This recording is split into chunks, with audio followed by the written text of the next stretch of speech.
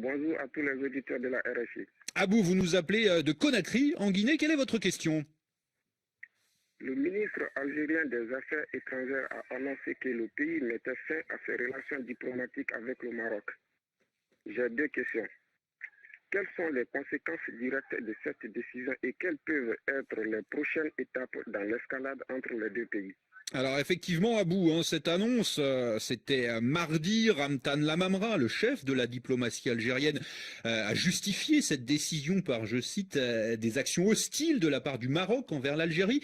Pour vous répondre, Abou, Victor Moria du service Afrique de RFI est avec moi en studio. Bonjour Victor. Bonjour Jean-Baptiste, bonjour Abou. Victor, qu'est-ce qu'on peut répondre à Abou sur ces deux points? Alors d'abord sur les conséquences directes, elles sont avant tout diplomatiques. Cette rupture est le symptôme d'une longue dégradation des relations entre les deux pays. Leurs disputes et désaccords n'ont rien de nouveau, mais cette année a été particulièrement riche en accrochages. Premier épisode en décembre dernier, lorsque les États-Unis de Donald Trump ont reconnu la souveraineté marocaine sur le Sahara occidental. La question de cette région située au sud du Maroc a toujours été source de tension entre Alger et Rabat. L'Algérie a par exemple soutenu et soutient toujours le mouvement indépendantiste sahraoui du Front Polisario. Dans le même temps, le Maroc normalisait ses relations avec Israël, une décision pas toujours acceptée par les gouvernements des pays arabes. Quelques mois plus tard, les services secrets algériens envoyaient en catimini le leader du Front Polisario, Brahim Ghali, en Espagne pour des soins médicaux, ce qui a de nouveau exacerbé les tensions entre les deux pays.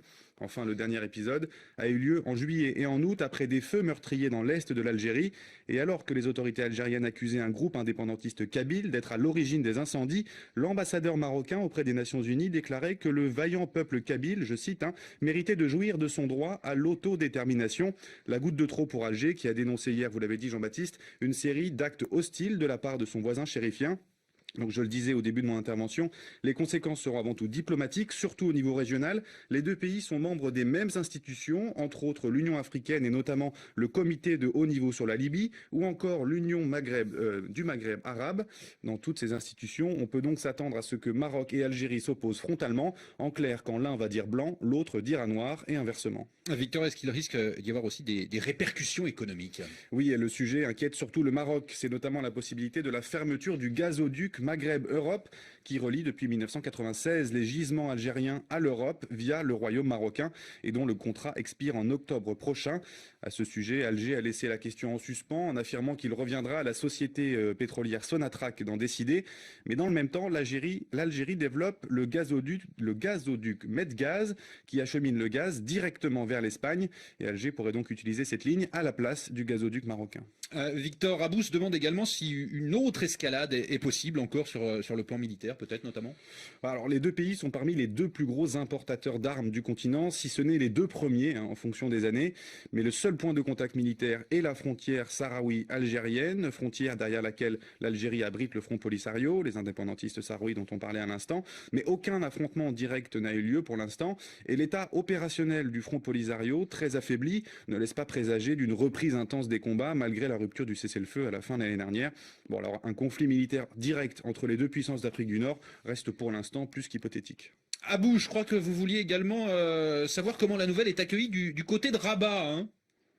Oui, comment réagit le Maroc? Regrette-t-il cette rupture? Victor Moria. Le Maroc a réagi plutôt calmement. L'objectif est d'avoir l'air d'être l'agressé face à l'agresseur algérien. Un simple communiqué, 6 lignes seulement, a été mis en ligne suite aux annonces du ministère des Affaires étrangères algérien. Dans ce communiqué, les autorités marocaines parlent d'une décision, je cite, injustifiée mais attendue. Ils évoquent des arguments fallacieux avancés par l'Algérie. Alors, vous vous demandez, Abou, si le Maroc regrette cette décision. C'est effectivement le vocabulaire utilisé. Le royaume chérifien annonce qu'il restera un partenaire crédible et loyal pour le peuple algérien. On y voit, comme je le disais à l'instant, une vraie volonté de se placer au-dessus de la mêlée, sans rentrer dans le jeu de l'Algérie.